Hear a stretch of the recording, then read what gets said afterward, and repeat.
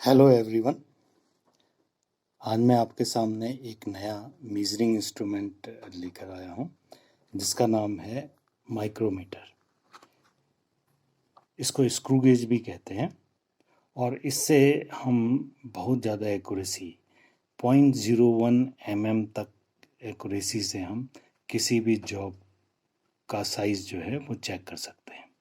इससे जो होता है किसी जॉब के डायमीटर चेक किया जा सकता है, विड्थ की चेक की जा सकती है, ठीक है ना। और इस ये भी जो होता है जहाँ पर बहुत ज़्यादा एक्यूरेसी का काम होता है, जैसे इंडस्ट्रीज़ में भी हैं, वर्कशॉप में हैं, इसके अलावा इंजीनियरिंग कॉलेज में, आईआईटीज़ में, आईटीआई में, सभी जगह छोटी छोटी वर्कशॉप हैं, सभी जगह उसका बहुत ज़्यादा यूज़ किया जाता है।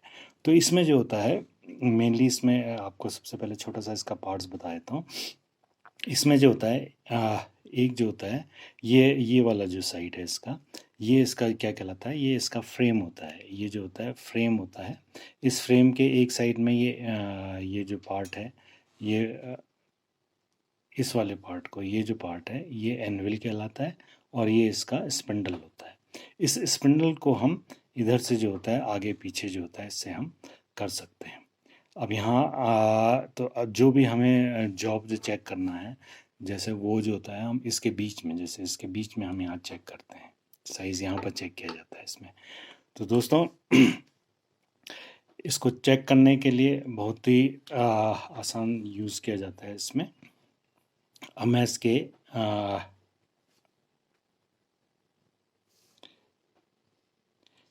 इसमें जो होता है मेनली जो होता है, ये देखिए एक ये स्केल बना होता है जिसको बोलते हैं मेन स्केल। ये होता है इसका मेन स्केल। और ये जो होता है ये इसका सर्कुलर स्केल या राउंड स्केल होता है। तो ये मेन स्केल में ये डिवीज़न बने होते हैं और राउंड स्केल में भी ये डिवीज़न बने होते हैं। इसके पीछे की साइड में ये जो होता है ये रैचेट ब्रेस कहलाता है। इसकी मदद से हम जो होता है इसके स्पिंडल को जो होता है ये हम आगे पीछे करते हैं, चाहे तो यहाँ से भी पकड़ के या यहाँ से पकड़ के इसको आगे पीछे किया जाता है। ये जो होता है जिस समय हमें फाइन जो होता है मेज़रमेंट लेना होता है उस समय इसका यूज़ किया जाता है। अभी आप देखेंगे किस तरीके से इसका यूज़ किया जाता है। ये जो होता है इसका लॉकिंग नट होता है। इस लॉकिंग नट को अगर आप लॉक कर देंगे तो उसके बाद ये जो होता है ये आगे पीछे नहीं जाएगा। तो इसको जो होता है रिलीज कर दिया जाता है।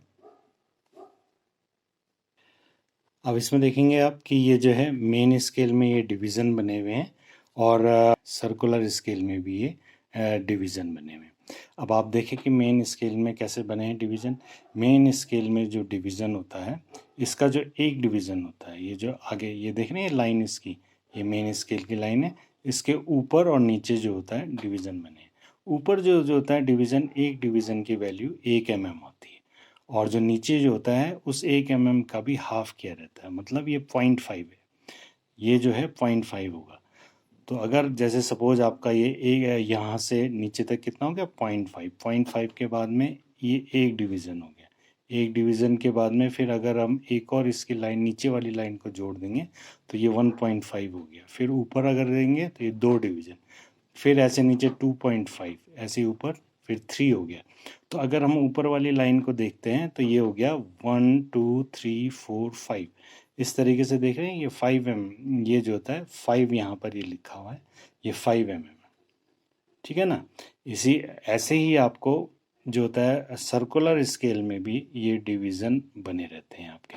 और ये जैसे आपके ये देख रहे हैं कि इसमें जैसे 0 आ गया है, 0, इस 0 से जो है अब आप जो होता है 0 से अगर आप इसको एक पूरा सर्कल घुमाएंगे, वापस एक पूरा सर्कल घुमाने पे इस तरीके से मैं 0 पे ले आया हूँ। तो ये आप देख रहे हैं ये जो होता है 40, इसमें कितने टोटल डिवीज़न होते हैं, 50 डिवीज़न होते हैं इसमें। और ये लिखा हुआ भी है इसमें 0 5 10, ऐसे 15 20 25, फिर ये वापस आ गया इस तरीके से 45, और 45 के बाद में यहाँ पर फिर ये 50 आ जाता है जहाँ पर ये 0 को शो कर रहा है। तो इसमें जो होता है ये जो सर्कुलर डिवीज़न है वो 50 पार्ट्स में डिवाइड होता है। अब आप ये देखेंगे, इसको मैंने इस तरीके से भी दिखा सकते हैं। जैसे ये देखें, ये जो होता है मेन स्केल हो गया, यहाँ आपको ज़्यादा क्लियर आ जाएगा। ये जो लाइन थी अभी आपने देखी थी इसमें, ये मेन स्केल में ये लाइन देखी थी आपने, ये लाइन ये है। इस लाइन के ऊपर भी डिवीज़न है, नीचे भी है। तो यहाँ पर हो गया 1 2 3 4 5, ये 5 लिखा हुआ था। और नीचे जो लाइन होती है ये हाफ हाफ में रहती है, मतलब ये 0 हो गया तो ये 0.5 हो गया, ये 1, ये 1.5, 2 2.5, 3 3.5, 4 4.5 और ये 5। और इसी तरीके से ये आगे तक चले जाएगा। अब जितना जिसमें, जैसे ये वाला जो माइक्रोमीटर है वो 0 से 25 mm तक है। तो इस तरीके से जो मेन स्केल में 25 mm तक ये आगे तक जाता है, और हमसे 25 mm तक का कोई भी साइज इसमें चेक कर सकते हैं। जो इसकी लीस्ट काउंट है वो है 0.01 mm। ये देखें आप, इसमें ये लिखा हुआ भी है कि इसकी लीस्ट काउंट 0.01 mm है। लेकिन दोस्तों ये निकलती कैसे है, थोड़ा हम इसके बारे में भी अभी डिस्कस कर लेते हैं कि ये किस तरीके से इसको निकाला जाता है, इसकी लीस्ट काउंट को। तो जैसे लीस्ट काउंट का मतलब होता है कि वो कम से कम मेज़रमेंट या माप जो कि कोई भी इंस्ट्रूमेंट जो होता है वो चेक करता है, वो उसकी लीस्ट काउंट कहलाती है। जैसे इसकी मैं बता रहा हूँ कि 0.01 mm इसकी लीस्ट काउंट है। तो वो 0.01 mm लीस्ट काउंट जो होती है किस तरीके से निकलती है, उसके लिए जो फॉर्मूला होता है वो ये रहता है। लीस्ट काउंट ऑफ माइक्रोमीटर होती है उसकी pitch upon number of division on circular scale. मतलब जो लीस्ट काउंट होगी वो pitch upon number of division on circular scale. अब पिच से इसका मतलब क्या है, पिच क्या होता है, पिच होती है, इसमें पिच को जो होता है दूसरी तरीके से डिफाइन किया जाता है।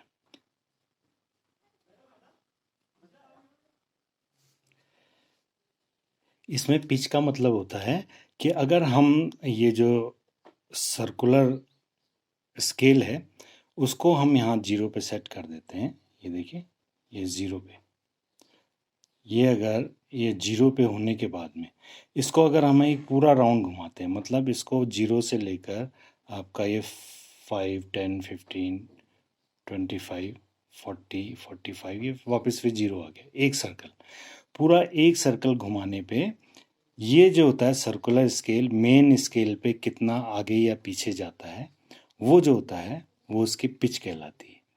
जनरली वो जो होता है जब इसको एक पूरा राउंड घुमाएंगे तो वो जो होता है इसमें मेन स्केल के एक डिवीज़न ये पीछे चले जाएगा। मतलब देखिए उसे कैसे चेक करेंगे। सबसे पहले हम इन दोनों के ये जो होता है इन दोनों जॉस को, जो इसका ये एनविल है और ये स्पिंडल है, इन दोनों को हम आपस में इसको मिला देते हैं। लेकिन मिलाने से पहले ये बहुत ज़रूरी है कि ये क्या होता है आपस में बिल्कुल साफ़ रहे। तो इसको पहले यहाँ से हम थोड़ा साफ़ कर देंगे, जिससे अगर कोई भी डस्ट या किसी भी तरीके के पार्टिकल्स अगर बीच में हैं तो वो जो होते हैं वो साफ़ हो जाएं। ठीक है ना, वो इस तरीके से इसमें साफ़ हो जाने चाहिए।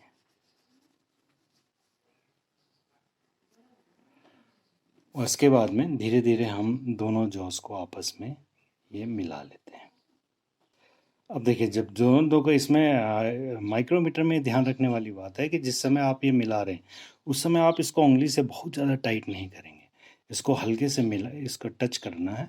और इसका ये रेचेट ब्रश इसीलिए होता है कि इस रेचेट ब्रश से आप इसको इस तरीके से घुमाएं तो ये इसमें एक्स्ट्रा लोड नहीं पड़ता है, और जितना इसको चलना होगा वो उतना ही अंदर जाएगा, एक्स्ट्रा नहीं लगेगा। उस कंडीशन में ये देखना है कि आपको ये दोनों जो जीरो हैं वो आपस में मिल जाने चाहिए। देखिए जैसे इसमें है ये देखिए ये आप देख रहे हैं, उस कंडीशन में ये वाला सर्कुलर स्केल का जीरो और ये मेन स्केल के जीरो है, ये जो लाइन है ये आपस में कॉन्साइड कर रही हैं।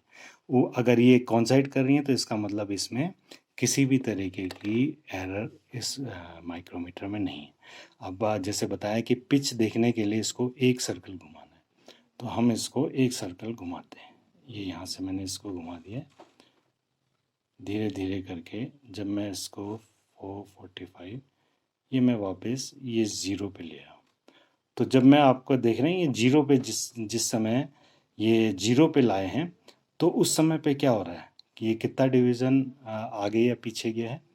अब आप देखते हैं इसमें जो होता है, अब आप देखिए कि ये क्या हो रहा है। यहाँ पर तो 0 से ऊपर वाली लाइन तो नहीं दिखाई दे रही है, लेकिन ये नीचे वाला जो होता है ये 0.5 वाली लाइन, वो 0.5 वाली लाइन हमें दिख गई है। और इसका मतलब ये हो रहा है कि ये जब एक राउंड लिया है तो जो मेन स्केल पे वो 0.5 mm जो होता है, वो जो होता है हमें रीडिंग पड़ी जा रही है 0.5 mm। तो इट मीन्स इसकी जो पिच हो गई वो 0.5 mm। तो ये देख रहे हैं, तो ये जो होता है पिच इसकी क्या होगी 0.5 है, क्योंकि एक राउंड घुमाने पे ये जो होता है मेन स्केल में ये नीचे वाली जो लाइन है वो दिखाई देने लग गई है। तो इसका जो पिच हम मानेंगे 0.5 mm होगी। तो हम इसको यहाँ पर लिख लेते हैं 0.5 upon number of division on circular scale. ये नंबर ऑफ डिवीज़न कितने थे इसमें टोटल 50 थे, तो ये 0.5 अपॉन 50 हो गया। या हम क्या करेंगे इसे 5 अपॉन 500 0.01 m। तो देख रहे हैं, इसको हमने जब ये सॉल्व किया है तो ये जो होता है 0.0 mm इसकी ये लीस्ट काउंट जो होती है वो निकल गई। उसका मतलब ये है कि जो ये सर्कुलर स्केल है, सर्कुलर स्केल में जो एक डिवीज़न है, छोटा डिवीज़न है, एक छोटा जो डिवीज़न है उसकी वैल्यू जो है 0.01 mm है। तो इस तरीके से ये 0.01 है एक डिवीज़न, 0.02, 0.03, ऐसे 5 जब ये यहाँ पर आ जाएगा तो ये कितना हो गया 5 इंटू 0.01 बराबर 0.05 mm। तो यहाँ तक ये 0.05 mm बताएगा सर्कुलर स्केल में। अब हम इससे किसी भी साइज़ को कैसे चेक करते हैं, अब हम उसको देखते हैं। अब जैसे दोस्तों, जैसे ये पेन की ये जिस यहाँ पर ये टॉप है, इसका हमें डायमीटर चेक करना है कि इसका डायमीटर चेक करना है तो कितना है। तो इसको हम जो होता है इसमें यहाँ पर लगा देंगे और इस तरीके से देखिए, इसको पकड़ने का तरीका क्या है, एक उंगली आप इधर पे डालेंगे। जो प्रोफेशनल तरीका है वो ये है कि एक उंगली इधर डालिए और अंगूठा और इसको जो है इधर ले जाइए, एक हाथ से इसको पकड़े रहे और धीरे धीरे इससे अंगूठे और इस उंगली की मदद से इसको आगे पीछे इस तरीके से किया जाता है। ये स्किल्ड लोग जो होते हैं, प्रोफेशनल लोग, इसी तरीके से साइज़ चेक करते हैं। जैसे मैंने यहाँ रख दिया और इसके बाद में ये इसको हम इसमें चेक कर लेते हैं।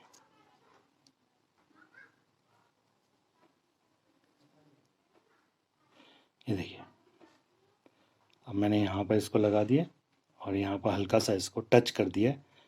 ये टच किया है, इसको ज़्यादा घुमाना नहीं है, ज़्यादा दबाना नहीं है, हल्का सा टच किया है और ये टच हो गया। इस समय इस समय जो होता है, इस कंडीशन में इसके रेचेट ब्रेस से इसको टाइट कर देते हैं। अब ये हमें ये साइज़ चेक करना है कि ये साइज़ कितना है। तो साइज़ चेक करने से क्या होगा, इसको पहले लॉक कर देते हैं। अब ये देखिए, साइज़ देखेंगे कि कितना इसका साइज़ आ रहा है।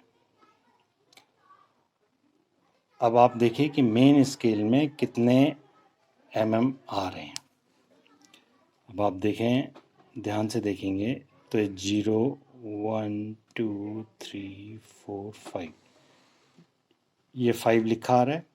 5 के बाद में ये आपको दिख रही होगी ये लाइन, ये क्या हो रहा है, ये 6 की लाइन भी ये इसमें दिखाई दे रही है, 6 की लाइन, ठीक है ना। तो इसका मतलब ये रीडिंग हो गई 6 mm। मेन स्केल की रीडिंग क्या होगी, इसमें होगा main scale reading is equal to 6 mm। ये देखिए,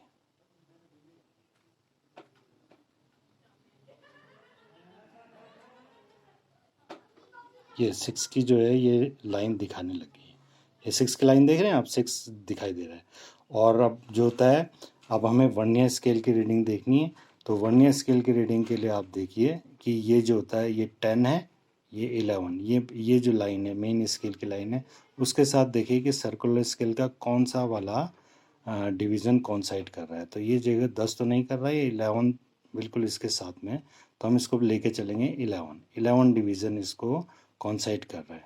तो उसको वर्नियर स्केल की रीडिंग हो गई, वर्नियर नहीं राउंड स्केल बोलेंगे, राउंड स्केल या सर्कुलर स्केल की रीडिंग थी 11 इंटू इसको 0.01 से हम क्या करेंगे मल्टीप्लाई करेंगे जो इसका लीस्ट काउंट है। तो ये हो गया 0.11 mm। अब हम दोनों को मेन स्केल की रीडिंग और राउंड स्केल सर्कुलर स्केल की रीडिंग को आपस में हम क्या कर देंगे ऐड कर देंगे। तो मेन स्केल की रीडिंग थी 6 mm प्लस ये हो गया 0.11 mm, तो ये हो गया 6.11 mm। ये इसका जो होता है क्या हो गया, ये साइज आ गया है। ठीक है,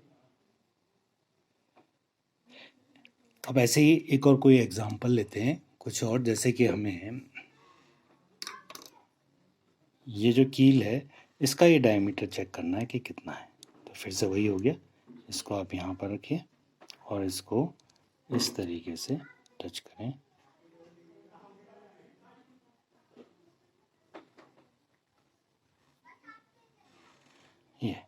ये देखिए ये टच हो गया और इसको हल्के से हाथ से हमने इस तरीके से ले लिया, ये मैंने ले लिया। और इसके रेचेट बेस को यहाँ पर ये इससे जो होता है जितनी हमें ज़रूरत है उतनी होता है। इसकी ये आवाज़ आप सुन रहे हैं, ये बता रही है कि इसमें ये पूरी तरह से टच हो गया है। इस कंडीशन में हम इसको लॉक नट से इसको जो होता है लॉक कर देते हैं। अब हमें इसका साइज़ चेक करना है कि ये साइज़ कितना आ रहा है। अब फिर से वही है कि मेन स्केल में कितनी रीडिंग पढ़ी जा रही है। अब आप देखिए कि कितने mm पढ़े जा रहे हैं मेन स्केल में। ऊपर देखें 1 2 3 और ये हो गया ऊपर 4 वाला डिवीज़न भी दिखाई दे रहा है। तो मेन स्केल की रीडिंग हो गई 4। क्या होगी, मेन स्केल रीडिंग होगी 4 mm। अब सर्कुलर स्केल में देखना है, सिंपली सर्कुलर स्केल में ये देखिए कि कौन सा वाला पार्ट जो होता है मेन स्केल की लाइन से कॉन्साइड कर रहा है। तो आप यहाँ देख रहे हैं 0 ये 5 और ये लगभग 6 वाला जो होता है वो मेन स्केल की जो ये लाइन है इससे जो होता है ये मेन स्केल की लाइन है, इसके सामने पे आ रहा है 6 वाला डिवीज़न। तो इसको भी देख लेंगे हम। ये हो गया राउंड स्केल या सर्कुलर स्केल की रीडिंग आ गई है 6। इसको जो होता है 0.01 जो इसके लीस्ट काउंट है उससे हमने मल्टीप्लाई कर दिया तो ये 0.06 mm हो गया। अब हम दोनों मेन स्केल की रीडिंग और इसको दोनों को ऐड कर देंगे तो ये हो गया 4 प्लस 0.06 mm, तो हो गया 4.06 mm। तो ये इस तरीके से ये साइज जो होता है ये भी आ गया है। दोस्तों इसमें एक बहुत ज़्यादा ध्यान रखने वाली बात यह है कि इसको जो साइज़ जो चेक करते हैं इसमें आपको बहुत ध्यान से ये ज़रूर देखना है कि जैसे इस समय क्या था, ये 4th वाला डिवीज़न काउंट कर रखा था। अब मैं सपोज इसको लॉक करके इसको ये देखिए, ये ज़रूर देखना है कि ये कौन सा वाला डिवीज़न कॉन्साइड कर रहा है। मैं सपोज इसको इस तरीके से कर देता तो ये देखिए सपोज ये वाली साइज़, ये हमें कोई साइज़ देखना है ये वाला, तो ये वाला साइज़ कैसे देखना है ये भी देख लेते हैं। ये माना किसी भी कोई भी जॉब हमने लगाया था इसके बीच में, उसका साइज़ ये आया है, तो इसको हमें देखना है। तो थोड़ा सा आपके क्लेरिफिकेशन के लिए मैं इस तरीके से कर रहा हूँ। तो इसमें आप मेन रीडिंग देखेंगे कितने आएंगे 1 2 3 तो इसका जो होता है ऊपर वाली दिखाई दे रहा है और इसका 4th वाला तो नहीं दिखाई दे रहा है इस साइड में। तो मेन स्केल की रीडिंग अभी कितनी होगी 3 होगी। 3 के बाद में देखिए नीचे वाला ये वाला पार्ट भी दिखाई दे रहा है हाफ वाला। इसका मतलब क्या है 3 में 0.5 mm और जुड़ेगा तब ये मेन स्केल की रीडिंग आएगी। देखिए इसको बड़े ध्यान से रखिएगा, क्योंकि यहाँ पर 4th वाली लाइन नहीं दिखाई दे रही है लेकिन ये नीचे वाली ये लाइन दिखाई दे रही है जो 0.5 mm का है। तो इसको भी ज़रूर ऐड करना है मेन स्केल की रीडिंग में। तो यहाँ तक जैसे थे ये 3 mm प्लस 0.5 mm। तो उस समय जो होता है मेन स्केल की रीडिंग आ जाएगी आपकी, मेन स्केल रीडिंग आ जाएगी 3.5 mm। ठीक है। अब आप यहाँ देखिए कि अब कौन सा वाला डिवीज़न कौन साइड कर रहा है, वो तो हमें सिंपली जैसे पहले होता था वैसे ही होगा। यहाँ देखिए अब 30, 31, 32, 33, 30, ये देखिए 33 वाला डिवीज़न कौन साइड कर रहा है। तो 33 को हम, इसको जो होता है 33 इंटू 0.01 लीस्ट काउंट से, इससे हम क्या कर देंगे, इसको मल्टीप्लाई करेंगे तो ये हो गया 0.33 mm। तो इसके अब दोनों को ऐड कर दें तो ये आ जाएगा 3.5 प्लस 0.33 mm। तो ये कितना हो गया, ये दोनों को जोड़ेंगे तो हो गया 3.83 mm। तो इस तरीके से जो ये रीडिंग आएगी वो 3.83 mm आएगी। तो दोस्तों इस चीज़ का आपको बड़ा ध्यान रखना है कि किस तरीके से कौन सा वाला जो होता है मेन स्केल का कौन सा वाला साइज जो है, कौन सा वाला डिवीज़न दिखाई दे रहा है, उसी के हिसाब से हमें कोई भी मेज़रमेंट जो है करना पड़ेगा। तो आशा है आपको मेरे इस वीडियो से आपको कुछ नॉलेज मिली होगी, कुछ जो है पता चला होगा कि किस तरीके से माइक्रोमीटर से साइज एक्यूरेट चेक किया जाता है। अगर आपको इससे कुछ भी आपका कुछ नॉलेज मिली है तो प्लीज़ इस वीडियो को शेयर करें, सब्सक्राइब करें, लाइक करें, और कोई कमेंट हो तो कमेंट भी ज़रूर लिखें, जिससे मैं आगे और भी अच्छा वीडियो बनाने की प्रेरणा मिल सके। ठीक है, धन्यवाद।